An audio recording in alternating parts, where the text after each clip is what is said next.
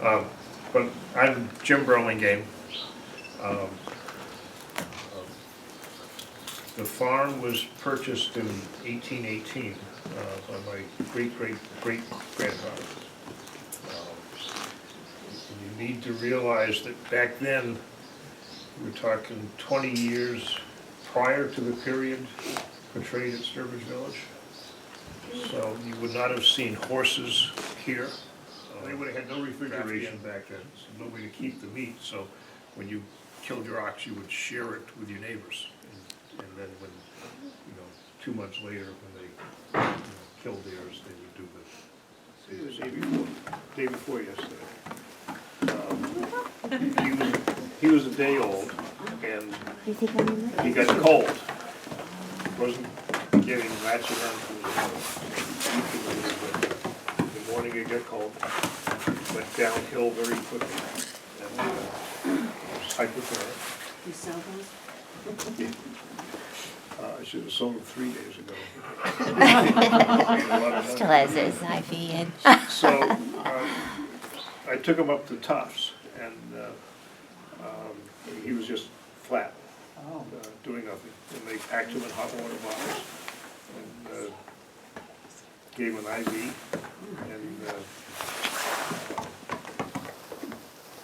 and he's come back.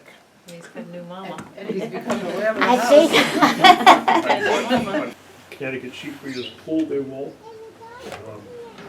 We'll get 2,000 or 3,000 pounds, and it will go out and be processed and made into blankets.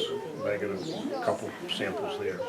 But that's all Connecticut wool, all natural colors. They separate the black from the white. It looks like more than one. And we'll make a blanket.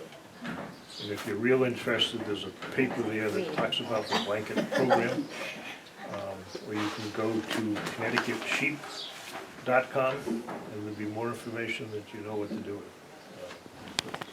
4-tined fork, and you would stab it into the pile of hay, and then with a horse, you would pull that rope, and it would take it up to the top, and there's a trolley at the top. And if you look at this mechanism right here, above this wheel, there's a post coming up, looks like a mushroom coming out of it. You can see that. And that goes up into a receiver on the trolley, locks it in position. And it locks it up there, and then releases the trolley so that it can go on the track, either way. So someone would be up there with a tagline, and pull it down, dump it onto the platform, okay, and then they would fork it off into the haymow. Okay, locked up, and they'd move it to place. They would pull this rope, and it would release the hay. They recognize each other by smell, which is interesting, because when we start putting them together, the little lambs get excited because they got a lot of space, so they have to run. And then they all get mixed up. And the lamb goes to the first white fuzzy thing that they see, and it's not her mother.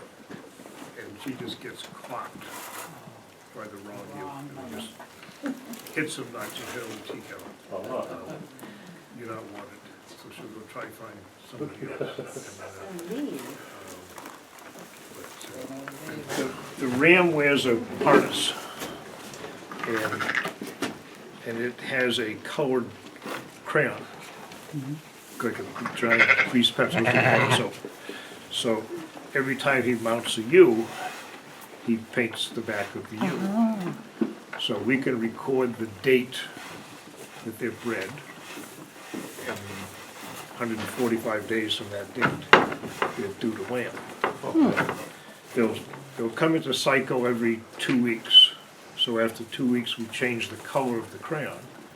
We know if he goes back to anyone, it wasn't bred the first time. Right. So we have one green sheep, and everybody else is red. So everybody got bred within that first 2 weeks, and only went back to one. And then we changed the color again, and he didn't go back to anybody, so everybody was done. Great in theory. Sometimes, you know, the Ram shows up and he's so excited, you know, he hops on fortune. You know, I mean, we were 5 days late with some of these versus the date that they were marked.